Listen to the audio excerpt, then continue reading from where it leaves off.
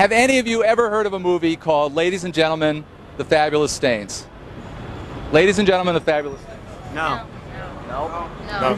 Who's it by? What? Ladies and Gentlemen, The Fabulous Stains. I may have, but I'm not sure. Anybody else think they may have? I remember Ladies and Gentlemen, The Fabulous, but I forgot the rest of it. But the name was familiar. All right, and there you have it. Nobody really knows. According to a recent Newsweek poll, 83 million Americans plan to see Star Wars: The Phantom Menace. Now, I'm not even sure if a total of 83 people have seen a missing Paramount picture from the early 80s called Ladies and Gentlemen, The Fabulous Stains. Two of its biggest admirers, Sam Green and Sarah Jacobson, investigate the colorful case of its disappearance and reemergence. You might have seen this film on late-night television and wondered what the hell it was. I'm perfect! But nobody in this shithole gets me, because I don't put out. Diane Lane, Laura Dern, and Marin Cantor as teen girls in a punk band. Fee Waybill of the Tubes doing his best Alice Cooper. Members of the Sex Pistols and The Clash, basically playing themselves. B-movie queen Debbie Rochon as a 12-year-old extra, and Christine Lottie as trailer trash.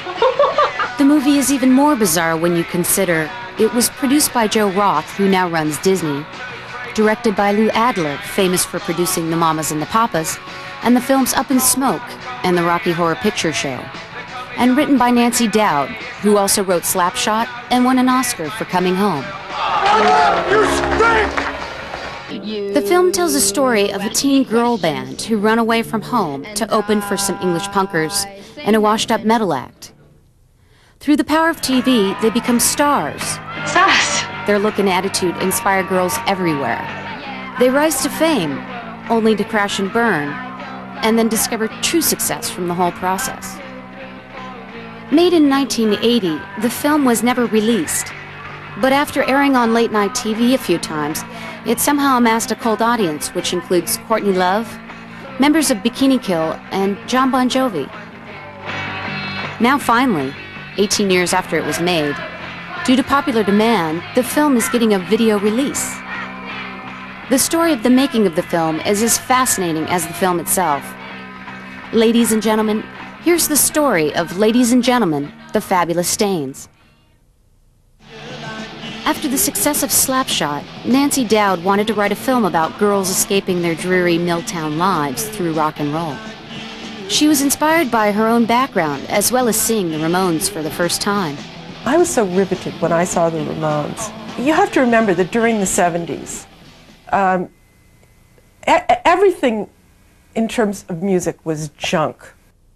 Nancy Dowd was friends with this woman, Caroline Coon. Caroline was a journalist who had written a book about the very, very early days of the punk movement in London. I guess it came about like that they wanted a band, a punk band. We wasn't too sure about it at the time, really, but we heard that there was a lot of money on offer. Lou Adler had directed Up in Smoke and was looking for a new project. Throw it out! And they sent me two scripts. One was The Fabulous Stains, which was called All Washed Up at the time, and the other was Airplane. Diane Lane was 14 years old and had done only one film when she auditioned.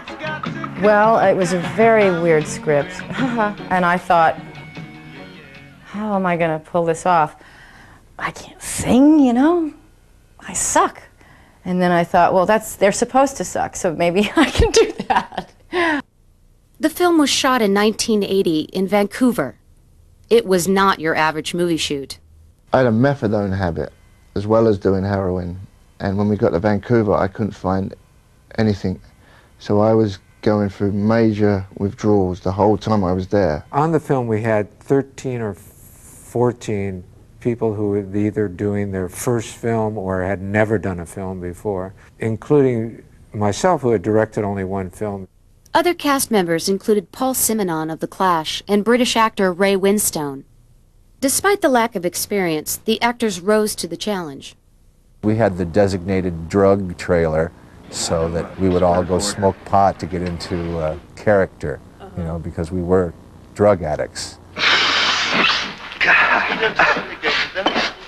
Was there any coke in this shit, man? Laura was great. I mean, her scene in the dressing room is still terrific, and a lot of it came right out of her. I hate the name Jessica. It's a lovely name. Makes me gag. Diane was going a lot on instinct at that time. You are so jealous of me.